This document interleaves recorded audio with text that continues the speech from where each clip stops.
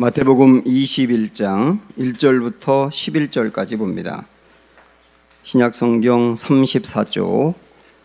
그들이 예루살렘에 가까이 가서 감람산 벳바게에 이르렀을 때에 예수께서 두 제자를 보내시며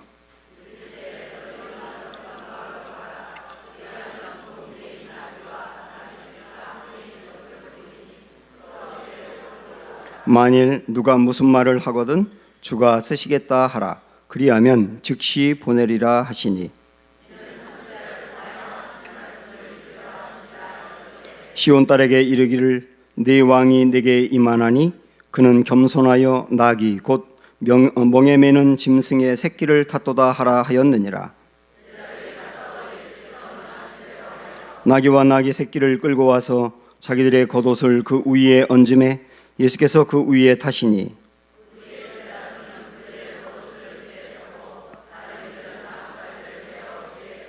앞에서 가고 뒤에서 따르는 무리가 소리 높여 이르되 호산나 다윗의 자손이여 찬송하리로다. 주의 이름으로 오시는 이여 가장 높은 곳에서 호산나 하더라.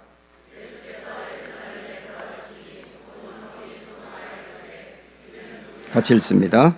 무리가 이르되 갈릴리 나사렛에서 나온 선지자 예수라 하니라. 아멘. 네, 둘러보시면서 서로 인사합니다. 사랑합니다. 축복합니다.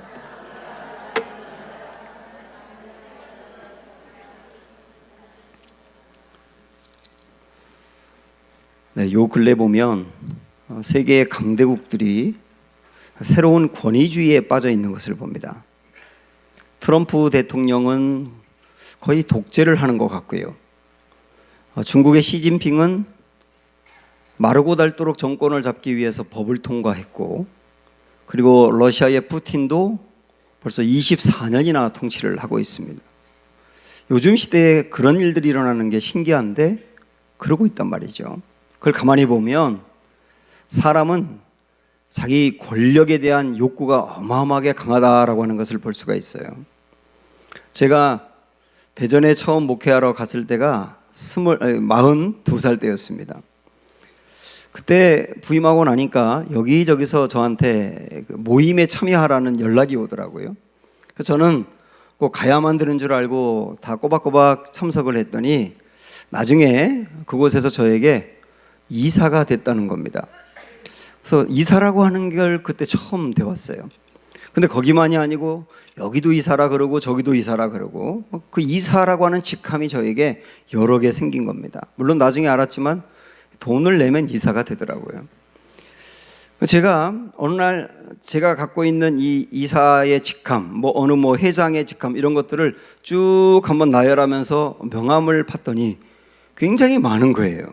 그리고 저도 모르는 사이에 그것을 보고 은근히 자랑하고 있고 즐기고 있는 것을 발견했습니다.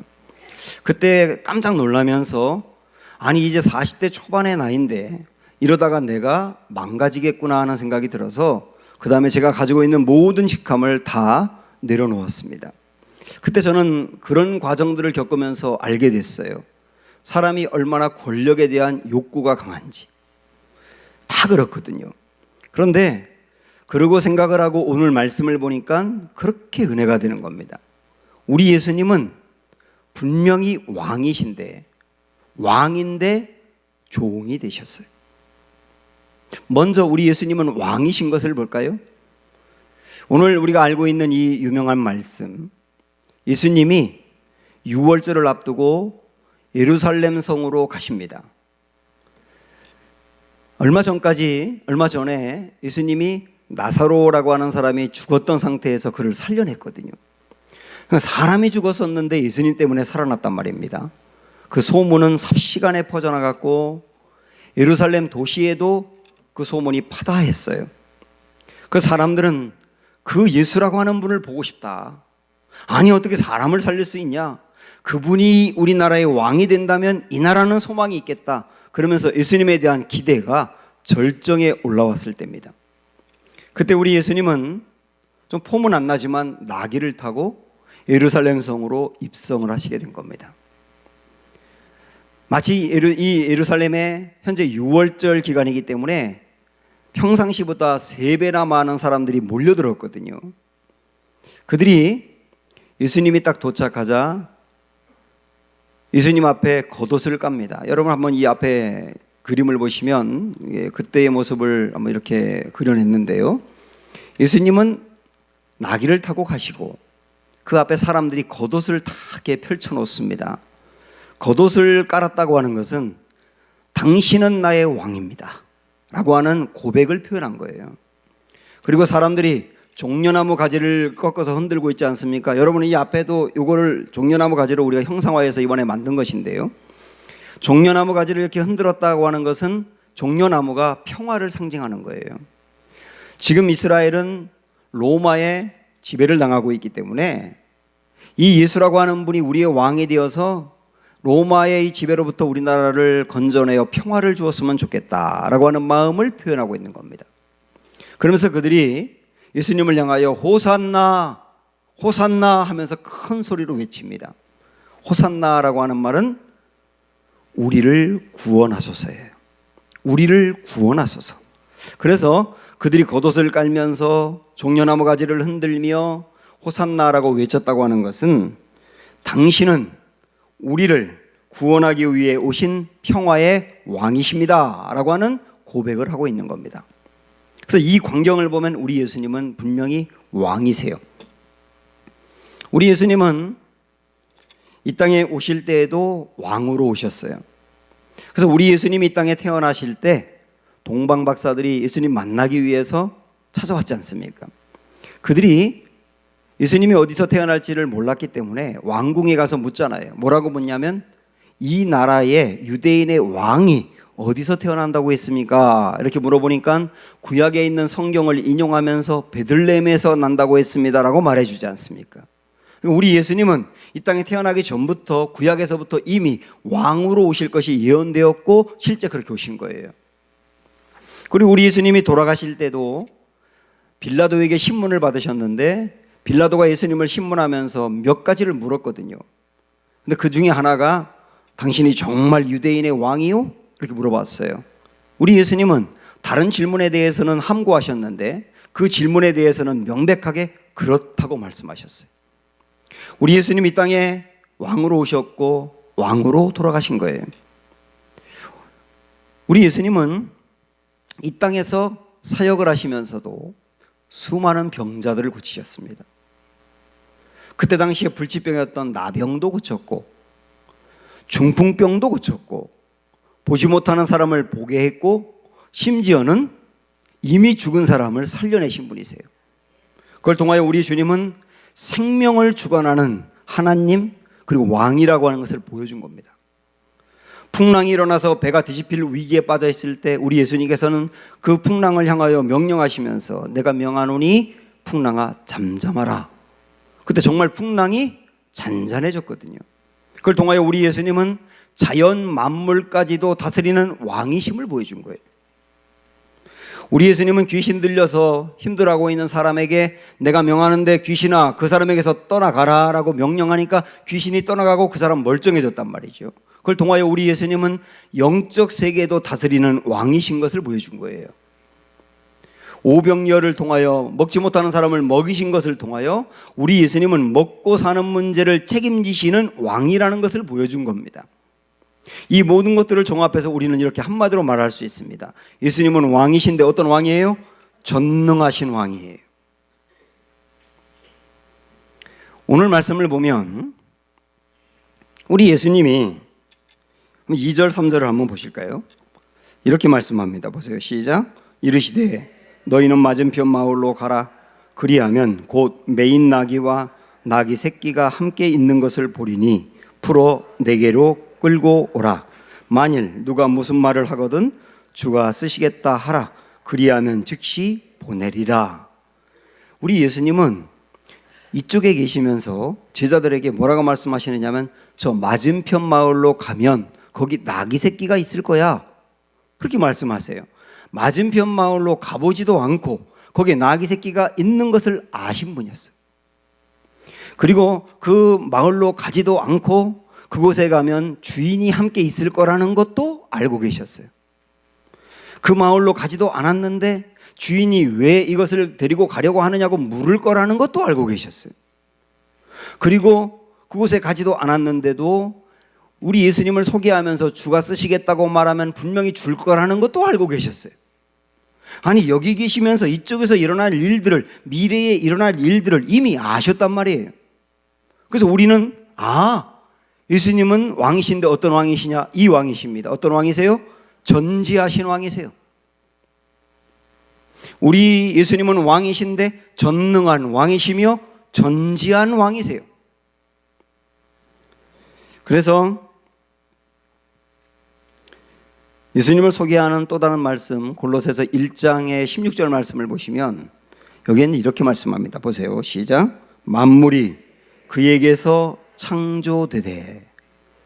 만물이 예수님에 의해서 창조됐다고요. 예수님은 누굽니까? 만물을 창조하신 분이세요. 이어서 보시면 하늘과 땅에서 보이는 것들과 보이지 않는 것들과 혹은 왕권들이나 주권들이나 통치자들이나 권세들이나 만물이 다 그로 말미암고. 이 말은 뭐냐면 이 세상에 어떤 세력, 권력, 힘, 그 모든 것들을 가진 사람을 세우는 분도 주님이고 그 자리에 있는 사람을 폐하는 분도 주님이시란 말이에요. 이 세상은 힘 있는 어떤 사람에 의해서 좌우되는 것이 아니라 그 뒤에서 우리 하나님이, 우리 예수님이 모든 걸 관장하시는 분이다. 주님은 왕이란 뜻이잖아요. 이어서 보시면 그를 위하여 창조되었고 또한 그가 만물보다 먼저 계시고 만물이 그 안에 함께 섰느니라. 우리 예수님은 언제부터 존재하셨다고요? 이 땅에 만물이 있기 전부터 존재하신 분이세요. 이 말씀만 봐도 우리 예수님은 누구예요? 왕이세요. 진정한 왕이세요. 자, 그렇다고 하면 예수님이 이 왕이시라고 한다면 지금 이 시간에도 우리의 왕이십니다. 여러분 한 분 한 분의 왕이 예수님이십니다. 예수님은 전능한 왕이세요. 전능한 왕이시기 때문에 병을 다스리는 분이 주님이고 내가 어찌할 수 없는 상황을 다스리는 분이 주님이고 우리를 진정으로 도울 수 있는 분이 주님이고 우리의 문제를 풀 수 있는 분이 주님이세요. 그래서 우리 주님은 전능한 분이세요. 전능한데 또한 전능하기만 한 것이 아니라 전지하십니다. 모든 걸 다 아십니다. 우리의 미래도 아십니다. 그래서 우리의 영혼과 우리에게 최고로 유익된 길이 무엇인지를 아시고 그 길로 인도하시는 분이세요. 우리는 지금 당장의 유익만을 보지만 그분은 미래 유익을 보시는 분이세요. 왜? 아시니까요. 그래서 전지하시기 때문에 우리에게 좋은 길로 인도하시는 분이 주님이세요. 사랑하는 여러분, 우리 마음으로 고백하세요. 예수님은 전능하시고 전지하신 나의 왕이시다. 아멘. 그 왕이 지금 우리에게 계시기 때문에 그분을 의지하시고 그분을 믿으시고 내가 그분의 백성이라고 하는 것으로 자존감과 정체성을 삼으시기를 주님의 이름으로 축원합니다. 그런데 너무도 놀라운 게 뭐냐면 그분이 왕이신데 어린 나귀를 타셨다는 거예요. 오늘 비슷한 말씀인 마가복음 11장 2절에 보면 이르시되 너희는 맞은편 마을로 가라. 그리로 들어가면 곧 아직 아무도 타보지 않은 나귀 새끼가 매여 있는 것을 보리니 풀어 끌고 오라. 그리고 그 나귀 새끼 위에 예수님이 타셨어요. 아니 왕이라고 한다면 백마를 타야 되지 않습니까? 이전에 로마 시대 때 그 왕들에 대한 기록이 동상으로나 이렇게 그림으로나 있지 않습니까? 왕들이 적군과 싸워서 승리하고 개선장군할 때 그 그림이 어떻든가요? 왕이 맨 앞에서 백마를 타고 가고 그 뒤에서 장수들이 말 타고 따라오고 있지 않습니까? 그게 왕의 행차거든요. 그 말을 타지 않으면 황금 마차라도 타야 되는 거예요. 이전에 미국의 오바마 대통령에 당선되자마자 6억짜리 리무진을 타고 다녔습니다. 그 차는 폭탄이 터져도 꿈쩍하지 않는 차예요. 한국에 올 때도 항공기로 그 차를 가져왔습니다. 타이어는 특수 섬유로 되어 있어서 대전차 지뢰, 그러니까 전차를 파괴하는 지뢰가 터져도 꿈쩍하지 않는 그 정도의 차였습니다.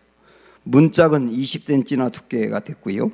운전자는 중앙정보국에서 특수훈련을 받는 요원이었습니다. 이 정도 타야 왕이지 않습니까? 제가 군목을 할 때 그 정문에서 보초를 서는 병사들이, 간부들이 거기에 이렇게 들어가면 충성하고 이렇게 인사를 합니다. 간단하게.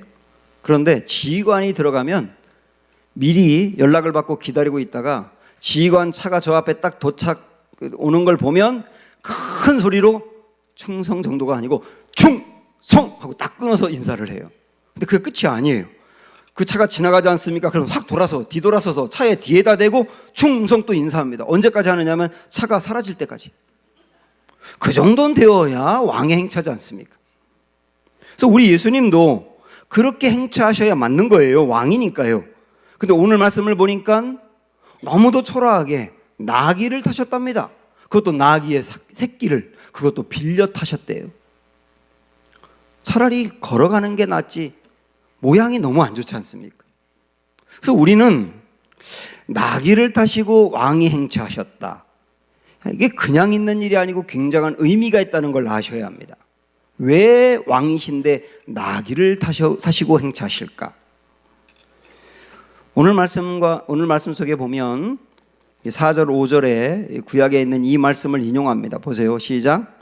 이는 선지자를 통하여 하신 말씀을 이루려 하심이라. 일러스되 시온 딸에게 이르기를 내 왕이 내게 임하나니 그는 겸손하여 나귀 곧 멍에 매는 짐승의 새끼를 탔도다 하라 하였느니라. 스가랴 9장 9절에 있는 말씀을 인용하면서 우리 예수님은 구약에 있는 이 예언의 말씀을 성취하기 위해서 나귀 새끼를 타셨다고 말씀합니다. 그런데 나귀 새끼를 타는 것의 의미를 명백하게 이렇게 말씀해요.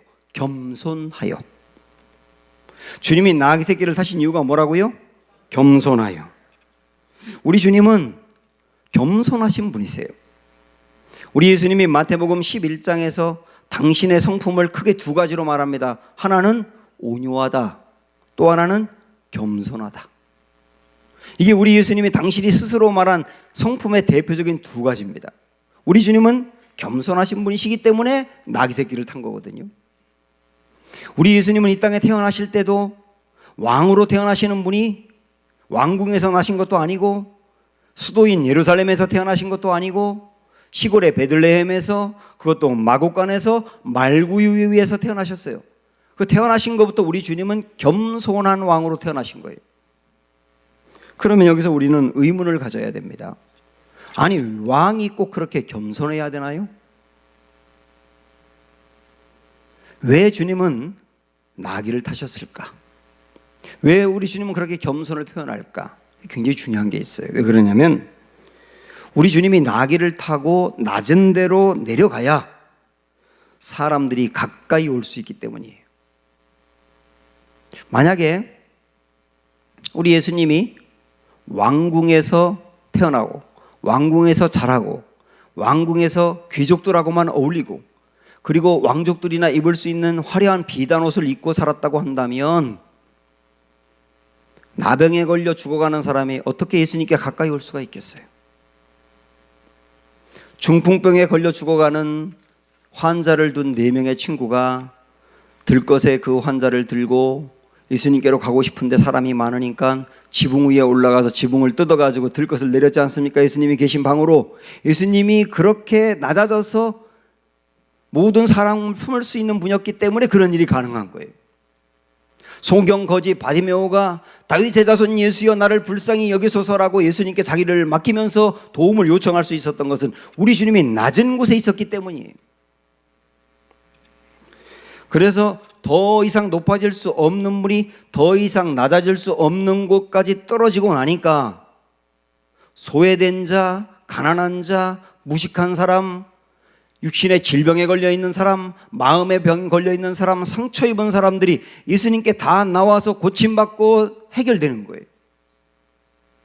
한마디로 말씀드리면 우리 주님은 누구나 내게 오라라고 하는 의미로 낮아지셨다 그 말이에요. 예수님은 주로 갈릴리 시골에서 사셨는데 근데 4차례 정도 예루살렘으로 올라가셨거든요.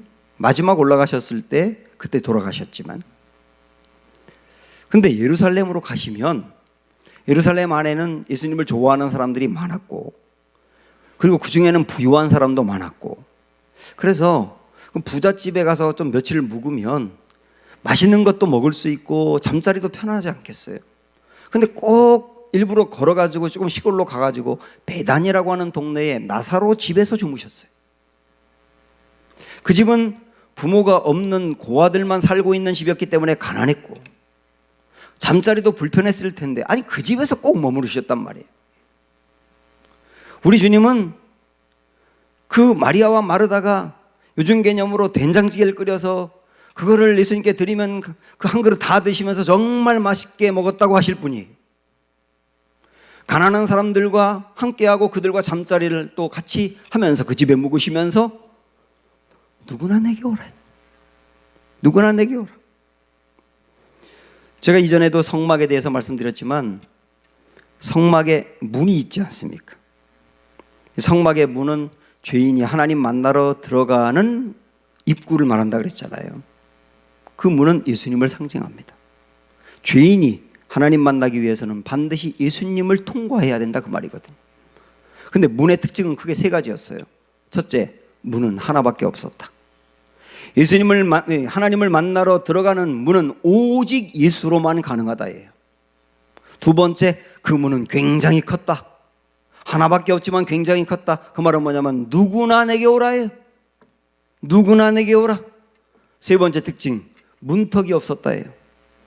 문턱이 없었다는 말은 제한을 두지 않는다. 가난하든 병들든 죄인이든 누구든 다 오기만 하면 받아준다. 문턱이 없단 말이에요. 그게 예수님의 마음이에요. 제가 누가복음 5장을 묵상하다가 참 마음이 따뜻해진 적이 있는데요.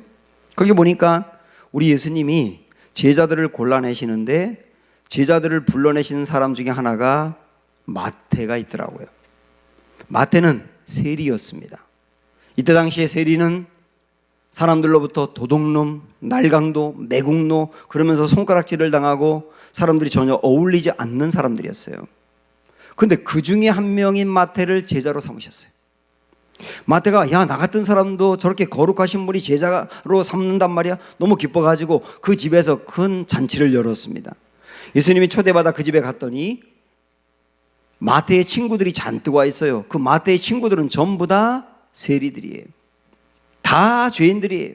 근데 우리 예수님이 죄인들이 잔뜩 모여 있는데 들어가서 그들과 함께 식사를 하시는 거예요. 그리고 그들과 함께 놀아요. 우리 예수님은 죄인과도 놀았어요. 이 죄인들이 야, 우리 같은 사람을 사람 대접해 주네. 그것에 감동돼 가지고 그들이 변화가 되는 거예요. 우리 예수님은 그래서 소외된 자, 가난한 자, 병든 자만 내게 오라가 아니라 죄인들도 내게 오라예요. 죄인들도 내게 오라. 그럼 내가 다 품어준다. 이게 주님의 마음입니다. 이 마음을 가진 주님은 지금 우리에게도 똑같아요. 나귀 새끼를 다셨다는 말은 당신이 낮아져서 누구나 내게 오라. 그렇게 지금 우리를 초청하는 겁니다. 저는 이 찬양이 그래서 너무 좋아요. 내게 오라라고 하는 찬양이 좀 긴데 가사가, 제가 한번 이거를 읽어드리겠습니다. 죄에 빠져 헤매이다가 지쳐버린 나의 모습은 못 견디는 아픔 속에서 그렇게 쓰러졌을 때 아무도 오는 사람이 없어 정말로 난 외로웠네. 그때 주님 내게 찾아와 사랑으로 함께 하였네. 병든 자여 내게 오라. 가난한 자 내게 오라. 죄에 빠진 많은 사람들아 모두 다 내게 오라. 수많은 사람 중에서 주님이 날 부르실 때에 설레이는 나의 마음은 그렇게 기쁠 수 없네. 이제 나도 주님 위하여 내 모든 것 다 드리리.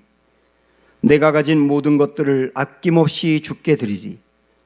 슬픈 자여 내게 오라. 괴로운 자 내게 오라. 삶에 지친 많은 사람들아 모두 다 내게 오라. 지금 여러분 그렇게 초청하십니다. 우리 예수님은 그렇게 어린 나귀를 타시며 당신을 낮아지시고 겸손하게 누구나 오라라고 하셨기 때문에 교회는 그러해야 합니다. 그 성도가 그러해야 합니다. 제가 가깝게 지내는 친구 목사님이 얼마 전에 그런 얘기를 해요. 그 교회에 변호사 한 명이 등록을 했답니다. 근데 좀 다니다가 목사님한테 다른 교회로 가겠다고 하고 떠났대요. 왜 옮기시려고 하는데요? 그랬더니 이 변호사가 하는 말이 뭐냐면 이 교회는 차 마실 사람이 하나도 없어요. 그러더라는 거예요. 그 교회 교인이 3,000명이에요. 3,000명 중에서 차 마실 사람이 하나도 없답니다. 그 말은 뭔지 아세요? 나와 수준이 맞는 사람이 없다는 뜻이에요. 그리고 떠난 거예요. 그렇게 신앙생활을 해야 되는 겁니까? 제가 대전에서 목회할 때 공부는 완전히 담을 쌓고 노는 아이들이 있었어요. 청소년들. 근데 청소년부 담당한 전도사님이 그 교회 주변에서 노는 아이들과 함께 놀다가 걔들을 교회로 데려왔어요. 교회 와서 라면 끓여주고 같이 밥 먹고 친해지고 야구하고 그러다가 걔네들이 교회 등록을 했어요. 그리고 교회를 잘 나오더라고요. 어느 날 주일날 낮에 제가 화장실 안에 이렇게 들어가 있는데 그 아이들이 화장실에 들어와서 두 녀석이 이야기를 해요. 한 아이가 뭐라 그러냐면 야, 이 교회는 우리 같은 애들도 반겨준다 그러는 거예요. 그러니까 다른 아이가 그 말을 듣더니 뭐라고 말하냐면 솔직히 우리 같은 애들 받아주는 교회가 어딨냐? 그러는 거예요. 저는 굉장히 많은 생각을 하게 됐어요. 교회가 어떤 곳이냐? 교회가 어떤 곳이냐? 공부는 담 쌓고 놀고 있는 아이들이 와가지고 예수님 만나 변화된다면 그게 교회가 아니냐? 우리 교회는 그런 교회가 되어야 돼요. 왜냐? 예수님이 그러셨으니까요. 누구든지 내게 오라. 그런 의미로 우리 주님은 낮아지셔서 나귀를 타셨다는 걸 아셔야 되는 거예요. 예수님은 어린 나귀를 타신 이유가 왕이면서도 그 어린 나귀를 타신 이유가 누구든지 내게 오라고 맞이하기 위해서라는 말씀을 지금까지 드렸습니다. 또 하나의 중요한 이유가 있어요. 우리 한번 2절의 말씀을 보시면 이렇게 나옵니다. 시작. 이르시되 너희는 맞은편 마을로 가라. 그리로 들어가면 곧 아직 아무도 타보지 않은 나귀 새끼가 매여 있는 것을 보리니 풀어 끌고 오라. 우리 예수님이 제자들을 보내면서 나귀 새끼를 데려오라고 하면서 꼭 말씀하신 게 뭐냐면 아직 아무도 타보지 않은 나귀 새끼여야 된다는 거예요. 이걸 강조하셨어요. 여기 의미가 있는 겁니다, 여러분. 왜 그러냐? 이 이스라엘 백성들이 하나님께 제사를 드릴 때, 그러니까 자기의 죄를 용서받기 위해서 제사를 드리거나 그럴 때 꼭 제물을 드렸지 않습니까? 근데 이 제물은 짐승이었잖아요. 그런데 그 제물이 될 만한 조건은 굉장히 까다로웠어요. 그 중에 이런 조건이 있었습니다. 제물이 되기 위해서는 첫째, 멍에를 맨 적이 없어야 된다. 둘째, 밭을 갈아본 적이 없어야 된다. 셋째, 누구나 타본 적이 한 번도 없어야 된다. 그러니까 멍에를 맨 적도 없고 밭을 갈아본 적도 없고 누구든 한 번도 타본 적이 없는 것만이 제물이 될 수 있다는 거예요. 우리 예수님이 지금 아무도 타본 적이 없는 나귀 새끼를 타고 성으로 들어가시는 거거든요. 물론 나귀는 제물이 될 수 없었어요. 부정한 짐승이었기 때문에. 그러나 나귀를 타고 그리고 예루살렘 성으로 들어간다라고 하는 것은 특별히 아무도 타본 적이 없는 나귀를 탔다는 말은 곧 어떤 의미냐면 내가 지금 예루살렘 성에 들어가는데 그 이유는 뭐냐면 제물이 되어서 들어가는 거야 라고 하는 걸 보여주는 거예요. 아무도 타본 적이 없는 것만이 제물이 될 수 있다고 이야기한 것처럼 나는 지금 제물이 되기 위해서 성에 들어가는 거야. 왕이 되어서 사람들을 위해 군림하고 누리기 위해서 들어가는 게 아니고 나는 죽어 제물이 되기 위해서 들어가는 거야. 이 제물은 다른 사람을 살려내기 위해서 대신 죽을 제물이에요. 그것을 상징하는 거예요, 이 말씀. 이와 비슷한 말씀을 하나 더 드리면 지금 예수님이 십자가에 못 박혀 돌아가시는 이 기간은 유월절 기간이에요. 여러분이 잘 알고 있는 것처럼 유월절은 이스라엘 백성들이 애굽에서 탈출할 때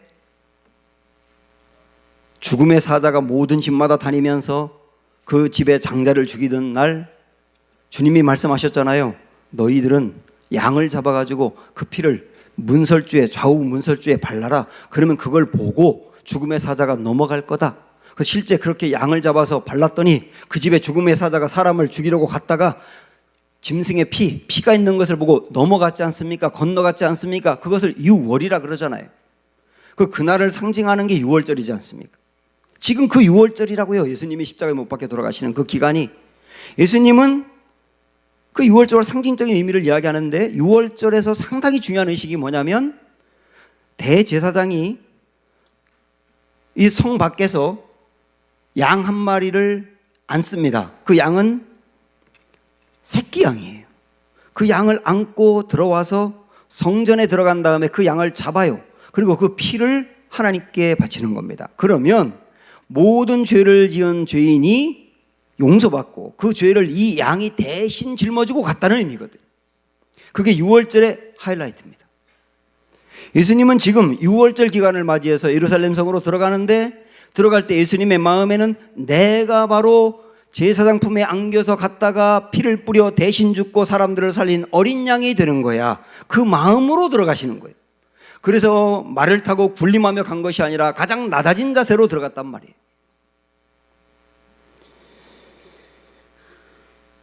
우리 예수님은 실제 지금 예루살렘 성에 들어가시는 이유가 죽으러 들어가시는 거고요. 5일이 지난 다음에 십자가에서 정말 어린 양이 되어서 죽으셨지 않습니까? 오늘 이 예수님이 우리의 주님이세요. 그래서 우리 주님이 이 땅에 오신 이유가, 가장 중요한 이유가, 사람도 이 땅에 태어난 이유가 있지 않습니까? 몇 가지 목적이 있지 않습니까? 예수님도 이 땅에 오신 가장 중요한 이유가 있는데, 그 이유가 뭐냐면 이 말씀에 나와 있어요. 시작. 인자가 온 것은 섬김을 받으려 함이 아니라 도리어 섬기려 하고 자기 목숨을 많은 사람의 대속물로 주려 함이라. 우리 예수님이 이 땅에 오신 이유가 뭐라고요? 대속물이 되기 위해서 오셨다고요. 대속물이 뭡니까? 대신하여 죽음으로 다른 사람의 죄를 용서받게 하는 제물입니다. 그 대속물이 되기 위해서 지금 주님은 예루살렘으로 들어가시는 거고, 실제 그런 삶을 사셨어요. 자, 사랑하는 여러분, 오늘 이 시간에 우리에게도 주님 하신 말씀이 이러십니다. 내가 너의 대속물이다. 내가 죽지 않으면 내가 죄 때문에 죽어야 되는데, 내가 너의 죄를 안고 대신 죽어서 내가 죄로부터 벗어나게 되었다. 그리고 생명과 구원의 길이 열리게 되었다. 주님의 이 말씀이 여러분에게 믿음으로 들리기를 축복합니다. 그래서 우리 주님은 왕이신데 십자가를 진 왕이세요. 그래서 우리 주님은 오늘 말씀의 제목처럼 왕의 십자가라고 말할 수 있는 겁니다. 이 주님을 만나 죄 용서받을 수 있는 길이 뭘까요? 아무것도 없어요. 우리가 할 수 있는 일은 아무것도 없어요. 다만 예수님이 성으로 올라가실 때 외쳤던 사람들의 말처럼 이렇게만 하면 되는 겁니다. 시작. 호산나 다윗의 자손이여 나를 구원하소서. 오늘 이 고백을 담은 여러분들은 주님을 만나고 새로워지는 은혜가 있을 것입니다. 이 마음을 품고 한 주간 고난주간 살아가는 우리 모두가 되기를 주님의 이름으로 축원합니다. 함께 찬양할까요? 아름다우신 찬양합니다.